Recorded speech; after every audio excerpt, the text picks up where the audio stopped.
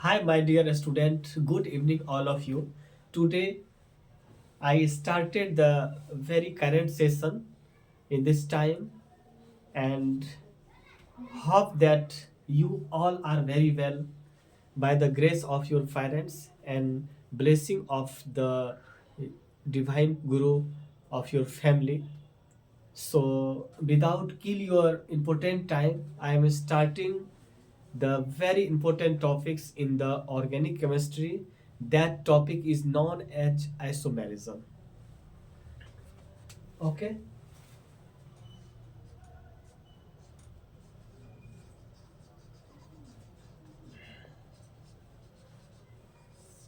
we learn about which type of isomerism we have to read according to the syllabus of 2025 for the NEET. Okay, so again we see that what is the difference between isomerism and isomers, and which type of isomerism is very important and useful to find out the right answer of the different type of multiple choice questions. So again, on board we have to read what do you mean by the isomerism. So first of all, we know that there are so many type of compound in the universe, in the nature. There are some compounds which have the same molecular formula, but their structures is totally different. Okay, that type of phenomenon is known as isomerism, and that compound is known as isomers. So first of all, we look on the board, and I have clearly written about all the categories of isomerism, all the types of isomerism we have to read right now. So first of all, we write here the basic definition of isomerism. Isomerism,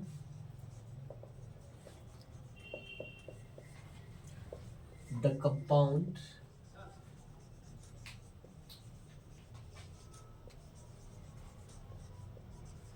having the same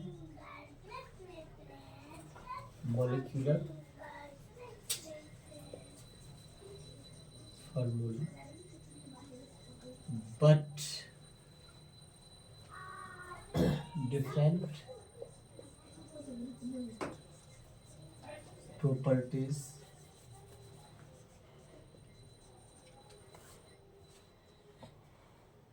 is called or known as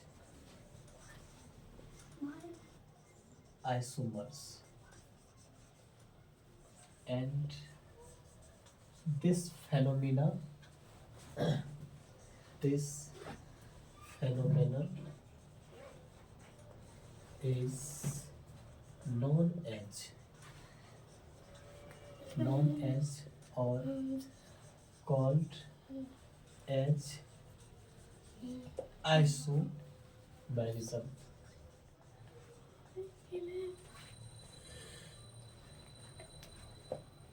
In other words, in other words, we can say that we can say that the phenomenon of the phenomenon of existence of two or more compound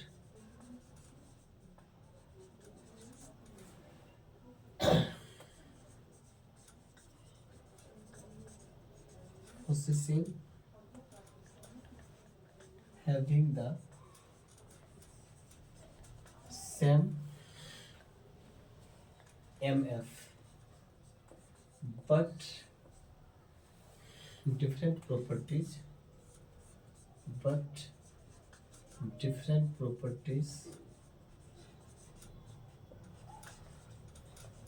is known as isomerism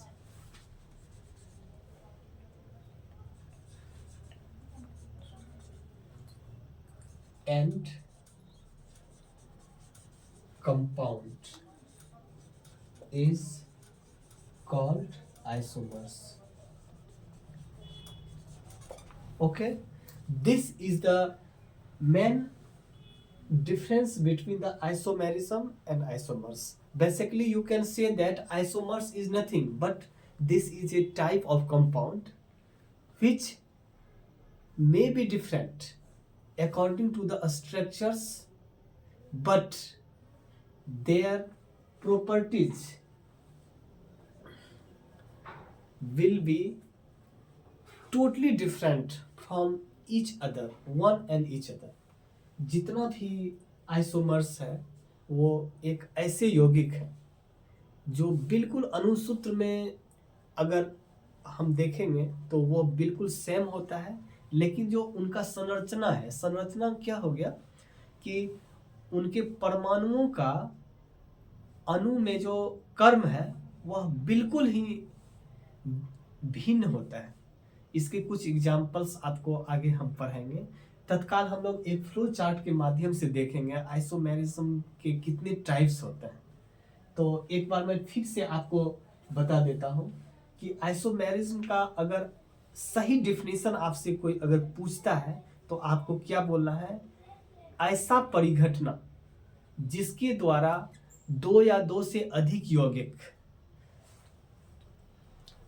अगर प्रकृति में पाए जाते हैं, अणुसूत्र में बिल्कुल equal, लेकिन उनके जो संरचना है, जो उनकी स्ट्रक्चर्स हैं वह बिल्कुल अलग होगा, बिल्कुल भिन्न होगा एक दूसरे से।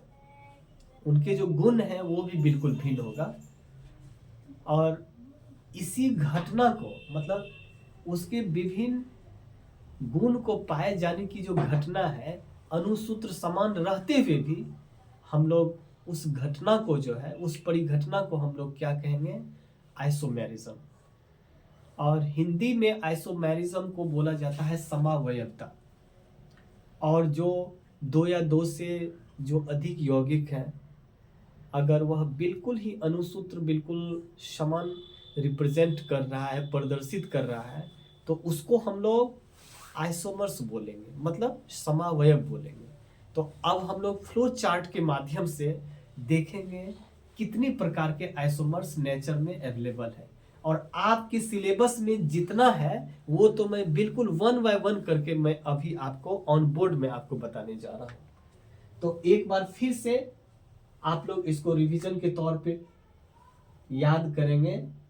और मेरे वीडियो को अगर 2 या 3 बार अगर आप लोग देख लेते हैं तो आई थिंक आपको सुबह या अगले दिन उठ के फिर उसको दोबारा आपको याद करने की जरूरत नहीं पड़ेगी। तो आप लोग फिर मेरे साथ एक बार इसको पढ़ेंगे। आइसोमेरिज्म क्या है? The compound having the same molecular formula but different properties is called और नॉन एज आइसोमर्स। उस कंपाउंड को जिसका मॉलिक्यूलर फॉर्मूला बिल्कुल ही एक समान है, लेकिन उनके जो प्रॉपर्टीज है, उनके जो गुण है वह बिल्कुल ही भिन्न होता है, तो उस तरह के जो यौगिक हैं उनको हम लोग आइसोमर्स बोलेंगे। लेकिन एंड और this phenomenon is known as और कॉल्ड एज आइसोमेरिज्म। लेकिन यह जो परिघटना है, एक होता है दुर्घटना, ये परिघटना है। परिघटना मतलब ये संयोग है, इस संयोग को हम लोग क्या बोलेंगे, आइसोमेरिज्म। इसको दूसरे शब्दों में अगर आप और अच्छी तरीके से साइंटिफिक तरीके से अगर डिफाइन करेंगे तो आप कह सकते हैं the phenomenon of existence of 2 और more than 2 items possessing having the same MF means molecular formula but different properties is known as isomerism and compound is known as isomers. अब हम लोग इसके जो डिफरेंट टाइप्स है उनको flow chart के माध्यम से हम लोग ऑन बोर्ड हम लोग समझेंगे। आइसोमेरिज्म जो है बेसिकली इसको मोटे तौर पे दो भागों में इसको डिवाइड किया गया है, दो कैटेगरी में इसको डिवाइड किया गया है।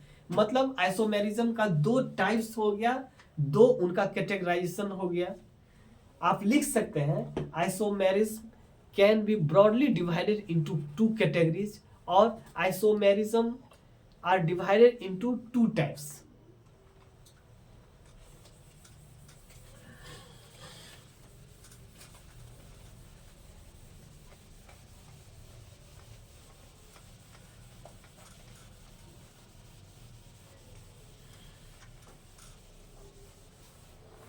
तो ये दोनों सिर्फ ये वर्ड का अंतर है। आइसोमर्स हो गया आपको, आइसोमर्स क्या हो गया, आइसोमर्स ये आपको कंपाउंड हो गया।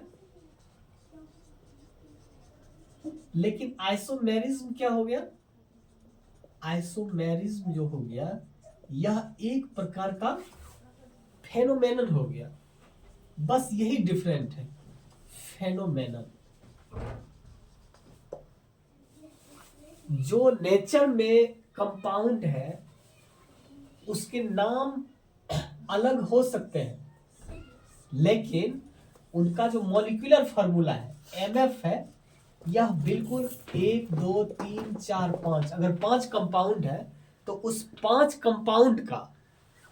पांच कंपाउंड का जो है नाम अलग हो सकता है, उनके प्रॉपर्टीज अलग हो सकते हैं लेकिन उनका जो मॉलिक्यूलर फार्मूला है वह बिल्कुल ही सेम होगा, पांचों का सेम होगा।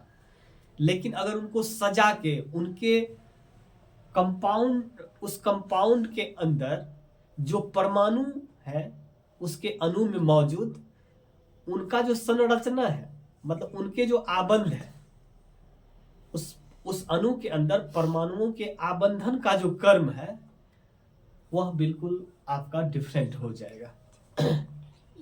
तो मैं अब नेक्स्ट आपका जो इम्पोर्टेंट टॉपिक्स है according to the NEET 2025 syllabus, मैं आपको उसके टाइप्स के बारे में बताने जा रहा हूं। तो सबसे पहला टाइप है स्ट्रक्चरल आइसोमर्स और दूसरा क्या है, स्टीरियो आइसोमर्स। स्ट्रक्चरल आइसोमर्स को हम लोग विशुद्ध हिंदी भाषा में संरचनात्मक समावयवता बोलेंगे और स्टीरियो आइसोमर्स को हम लोग क्या बोलेंगे, त्रिविध समावयवता। और फर्दर इस दोनों को भी डिवाइड किया गया है अलग अलग टाइप्स में। उनका जो टिपिकल टाइप्स है they are typically divided into different categories. जैसे आपको स्ट्रक्चरल आइसोमेरिज्म है, इसको आपके सिलेबस में जो है 4 कैटेगरी में इसको डिवाइड किया गया। तो सबसे पहला आप आइसोमेरिज्म को आप डिवाइड कर दीजिए, आइसोमेरिज्म को 2 भाग में डिवाइड कर दीजिए। तो फर्स्ट वन जो हो गया वो आपको क्या हो गया, स्ट्रक्चरल आइसोमेरिज्म, स्ट्रक्चरल आइसोमेरिज्म। और दूसरा क्या हो गया, stereo isomers, stereo STEREO, stereo isomers. ये थोड़ा सा आपको दिखाई नहीं पड़ रहा है इसलिए मैं इसको फिर पुनः ऑन बोर्ड आपको लिख देता हूं। आइसोमर्स, आइसोमर्स क्या हो गया, ये कंपाउंड हो गया। ये कंपाउंड किस तरह का कंपाउंड होगा, आइसोमेरिज्म, ये आपको क्या हो गया, ये फेनोमेनन हो गया, फेनोमेनन। आइसोमर्स हो गया कंपाउंड और आइसोमेरिज्म क्या हो गया, ये फेनोमेनन हो गया, ये घटना है, परिघटना है। तो स्ट्रक्चर आइसोमेरिज्म को भी जो है फर्दर डिवाइड किया गया है कितने भागों में? मुख्य रूप से 4 भागों में डिवाइड किया गया है। ये टिपिकल आइसोमेरिज्म है स्ट्रक्चरल आइसोमेरिज्म का, उनके कैरेक्टरिस्टिक्स के बेसिस पे। तो सबसे पहला जो आइसोमेरिज्म है स्ट्रक्चरल आइसोमेरिज्म का, the first one is known as chain isomerism. क्या हो गया? Chain isomerism. और दूसरा क्या हो गया आपको? Position isomerism. Position isomerism.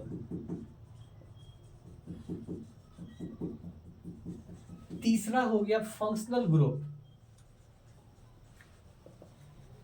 Functional group isomerism. सबसे लास्ट वन क्या हो गया? ये दूसरा नंबर हो गया, ये तीसरा। चौथा नंबर का जो स्ट्रक्चरल आइसोमेरिज्म है, आइसोमेरिज्म का स्ट्रक्चरल आइसोमेरिज्म के जो चौथे टाइप है उसको मेटा आइसोमेरिज्म का नाम दिया गया है साइंटिफिक रूप से, मेटा आइसोमेरिज्म। हम लोग फिर वन बाय वन करके पढ़ेंगे।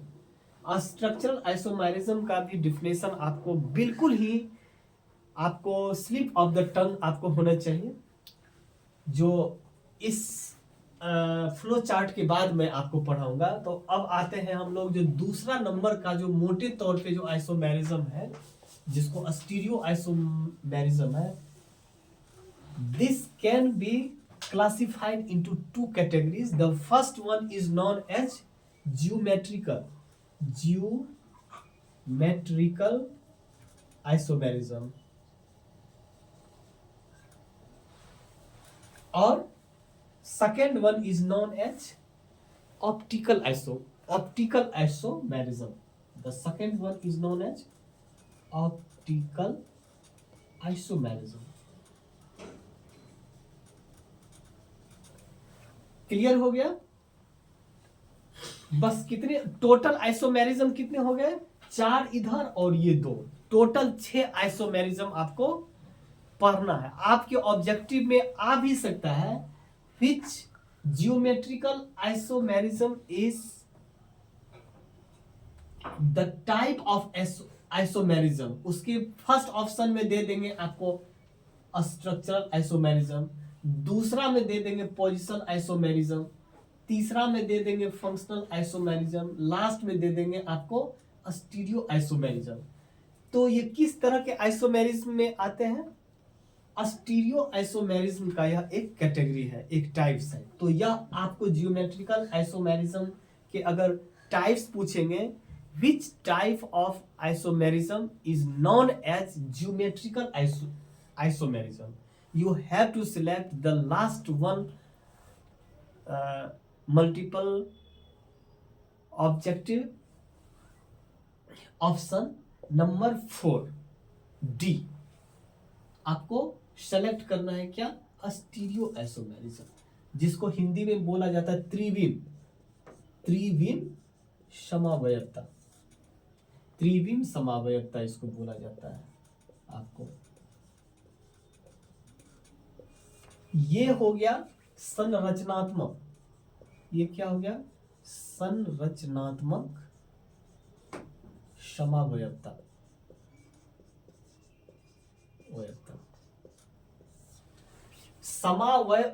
इसमें देखिए समावयवता में सम का मतलब होता है बराबर। इसमें भी सम लगा हुआ है, इसमें भी, इसमें त्रिविम लगा हुआ है। ये स्पेस से आपको जुड़ा हुआ है। ये स्पेस में कैसा लगता है देखने में? दिकांतर अनंत। स्पेस मतलब बिल्कुल खाली जगह पे इसके जो संरचना है वो किस तरह से दिखाई पड़ेंगे। इसमें जियोमेट्रिकल आइसोमेरिज्म हो गया, ऑप्टिकल आइसोमेरिज्म। वो प्रकाश के दृष्टिकोण से देखेंगे, मतलब रेज के दृष्टिकोण से देखेंगे। हम जो अपने आंखों से देखते हैं कोई भी चीज अंधेरा में, वो मेरे खुद के आंखों के रोशनी से दिखाई नहीं पड़ता है। किसी सोर्स के द्वारा हमारे आंखों में जो प्रकाश आता है, वही प्रकाश रिफ्लेक्ट होके उस वस्तु पे जाता है, फिर तब हम उसको अपने आंखों से देखते हैं। तो वही ऑप्टिकल आइसोमेरिज्म है, वो देखने के मतलब साइट के पॉइंट ऑफ व्यू से वो कैसा है, दृष्टि के पॉइंट ऑफ व्यू से, देखने के पॉइंट ऑफ व्यू से वह कंपाउंड कैसा लगता है। बेशक बेशक उनका जो है मॉलिक्यूलर फार्मूला बिल्कुल सेम हो, उससे लेना देना नहीं है, लेकिन वो देखने के दृष्टिकोण से वो कैसा लग रहा है, इस चीज को हम लोग समझेंगे। इस चीज को हम लोग ऑन बोर्ड ऑन पेपर हम लोग उनको एक ग्राफ के रूप में, एक चित्र के रूप में ध्यान से देखेंगे, तब पता चलेगा कि उसमें कहाँ पे वो डिफरेंस दिखाई पड़ता है, कहाँ पे वो अंतर है। और वही अंतर का जो संरचना, जो उनका स्ट्रक्चर्स है, साइट के पॉइंट ऑफ व्यू से, स्पेस में वो जिस तरह के देखने में लगते हैं, वही घटना को हम लोग बोलेंगे आइसोमेरिज्म। और उस दो या दो से अधिक जो कंपाउंड होगा उसको हम लोग सम्मिलित रूप से उस तीनों को, उस दोनों को, उस पांचों को हम लोग क्या बोलेंगे, ऑप्टिकल आइसोमर्स बोलेंगे। ऑप्टिकल आइसोमर्स का दोस्तों हम लोगों के जीवन में बहुत सारी उपयोगिताएं हैं, जो हायर क्लास में अगर आप इंजीनियरिंग के फील्ड में जाएंगे तब आपको इनका जो सिग्निफिकेंस है, इनकी जो उपयोगिता है, इनके यूजेज है, वो आपको पता चलेगा। फिर आपको जियोमेट्रिकल आइसोमेरिज्म है, वो ज्यामितीय पॉइंट ऑफ व्यू से कैसा लगता है देखने में।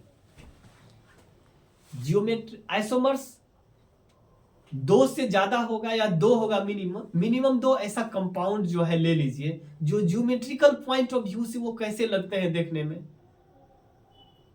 वो बिल्कुल अंतर होंगे। किसी न किसी पॉइंट पे वो अंतर दूर से, बेशक कहने का मतलब अनुसूत्र जो उसका मॉलिक्यूलर फार्मूला है वो बिल्कुल एक लग सकता है देखने में, लेकिन जियोमेट्रिकल पॉइंट ऑफ व्यू से अगर उनके संरचना को आप अगर उखेरेंगे या बनाएंगे तो बिल्कुल वो डिफरेंट दिखाई पड़ेगा। तो सबसे पहले हम लोग स्ट्रक्चरल आइसोमेरिज्म के बारे में हम लोग उनके डिफिनेशन के द्वारा इस टॉपिक को क्लियर करेंगे। स्ट्रक्चरल आइसोमेरिज्म ये अपने नाम से ही क्लियर है, किस तरह के वो आइसोमेरिज्म होंगे, उनके डिफिनेशन को हम लोग बिल्कुल ही ऑन बोर्ड हम लोग लिखेंगे और उनको बहुत ही बाय हार्ट एंड सोल हम लोग समझेंगे। तो सबसे पहले स्ट्रक्चर आइसोमेरिज्म के बारे में आपको समझना है और कंफ्यूजन को अपने ब्रेन से बिल्कुल वॉश आउट करना है।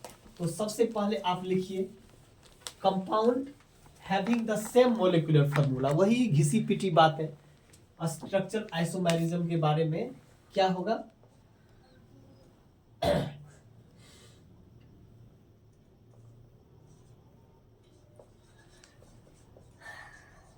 स्ट्रक्चर आइसोमेरिज्म में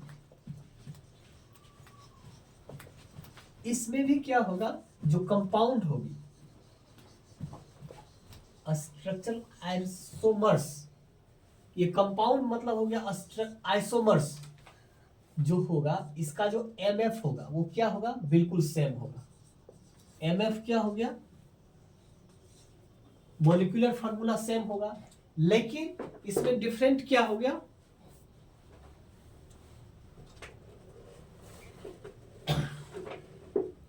सेम होने के बावजूद भी इनका जो स्ट्रक्चर होगा, स्ट्रक्चर ये क्या होगा, ये डिफरेंट होगा आपको।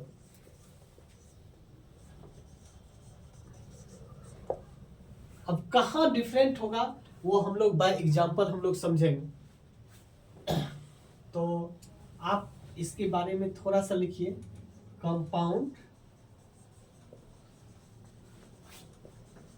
Having same MF means molecular formula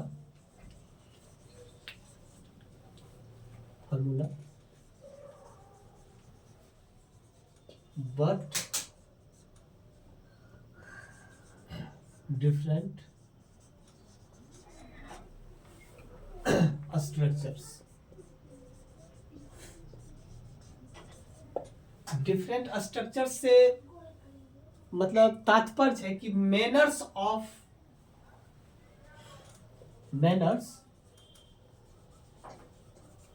in which atoms are linked.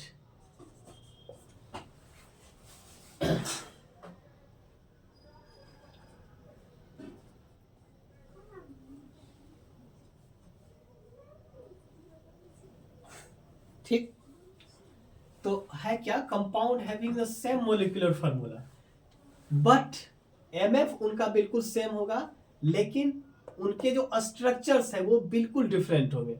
Molecular formula में उनका जितना भी एटम्स होगा, एक एक मॉलिक्यूल्स में डिफरेंट एटम्स हो सकते हैं, तो वो मॉलिक्यूलर आणविक दृष्टिकोण से वो बिल्कुल सेम होगा, लेकिन वो संरचना के पॉइंट ऑफ व्यू से बिल्कुल अलग होगा। तो अलग होगा कहाँ पे, अलग जो संरचना होगा वो कहाँ पे होगा, जिसके साथ उस कंपाउंड के मॉलिक्यूलर फार्मूला के अंतर्गत जो भी आइटम है जिससे लिंक्ड है वो जो उनका स्पेस है वह बदल सकता है, यही अंतर होगा।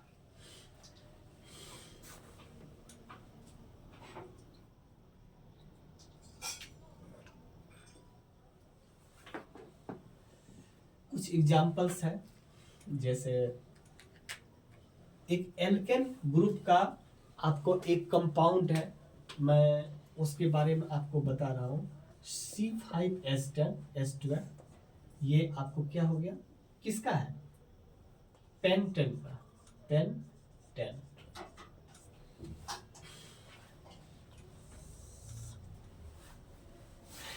इसका जो आइसोमेरिज्म बनेगा, हम 3 तरह के आइसोमेरिज्म जो है बनाएंगे स्ट्रक्चर पॉइंट ऑफ व्यू से, लेकिन सब में यही एमएफ होगा, C5H10। तो सबसे पहला जो पेंटेन का आइसोमर्स होगा उसका स्ट्रक्चर में बनाने जा रहा हूं, यह एक सीरीज में 1 2 3 4 5, 1 1 1 1, इसके साथ आपको CH3 हो गया, ये आपको CH2 हो गया, यहाँ भी CH2 हो गया, यहाँ भी CH2 हो गया, ये भी CH2 हो गया। तो ये इनको आप क्या बोलेंगे, यह जो स्ट्रक्चर्स है, देखिए इस कार्बन और इस कार्बन के बीच सिंगल बॉन्ड है, इस कार्बन और इस कार्बन के बीच सिंगल बॉन्ड है, यहाँ भी सिंगल बॉन्ड है, लेकिन इसके साथ जो ये आइटम जुड़ा हुआ है, इस कार्बन, कार्बन एक खुद आइटम है, लेकिन इस पूरा सीरीज में ये दोनों कार्बन एक दूसरे से जो जुड़ा हुआ है, आबंध मतलब बॉन्ड के लेवल से, वह बिल्कुल एक सीरीज में जुड़ा हुआ है, इनका स्ट्रक्चर बिल्कुल अलग है। इसी को हम लोग क्या बोल सकते हैं, पेंटेन या एन पेंटेन बोलेंगे, इनको क्या बोलेंगे, एन पेंटेन। फार्मूला सेम रहते हुए भी इसके स्ट्रक्चर्स को हम बदल देंगे।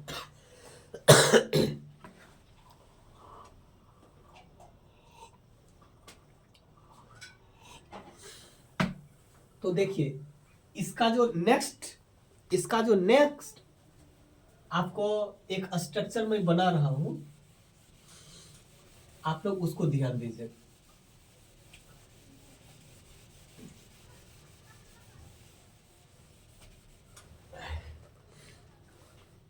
नेक्स्ट स्ट्रक्चर जो मैं बनाने जा रहा हूं, जिसको बोलेंगे हम लोग आइसोपेंटेन, यहां पे 1 2 3,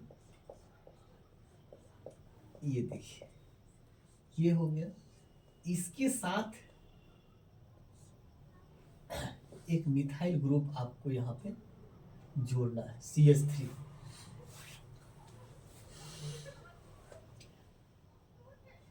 फिर यहां पे CH2 हो गया, एक यहां और एक यहां, ये हो गया। फिर अगला, फिर यहां पे 3 हो गया, ऐसे। ये क्या हो गया आपको, आइसोपेंटेन। आइसोपेंटेन, आइसो मतलब हो गया कि 2 कार्बन के बीच, टर्मिनल जो आपको कार्बन है यहां पे, टर्मिनल कार्बन के बीच जब कोई एल्काइल ग्रुप ऐड हो जाता है तो उसको हम लोग आइसोपेंटेन बोलते हैं।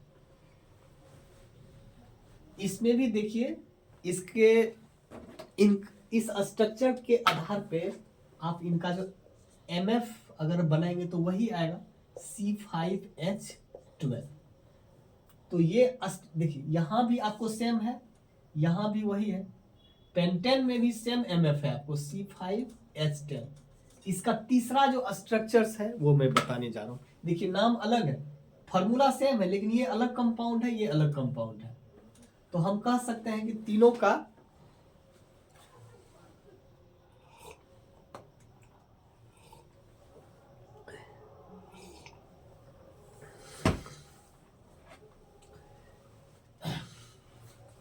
इसके बाद जो नेक्स्ट स्ट्रक्चर्स आएगा आपको, नेक्स्ट स्ट्रक्चर जो आपकी बनेगी इसी मॉलिक्यूलर फार्मूला पे, वो बनेगी आपको इस दोनों से डिफरेंट बनेगा। एक यहाँ है, एक यहाँ, यहाँ बन गया आपको CH3, ये CH3 बन गया, ये CH3, ये CH3। कहने का मतलब कि ये सेंट्रल कार्बन जो है अपने ऊपर वाले और नीचे वाले पोजीशन में जो है एक एक एल्काइल ग्रुप को ऐड किया हुआ है। ये मिथाइल ग्रुप हो गया, ये मिथाइल ग्रुप, ये मिथाइल, ये मिथाइल ग्रुप। फार्मूला वही सेम है, क्या है C5H12। आप देखिए 1 2 3 4 5, 5 हो गया। अब देखिए इसमें 3 हाइड्रोजन, यहाँ पे 3 3 6 लाइन चलेगी है, इसलिए अभी वीडियो को मैं नहीं बना पाऊंगा। नेक्स्ट क्लास में मैं इसको कंटिन्यू करूंगा।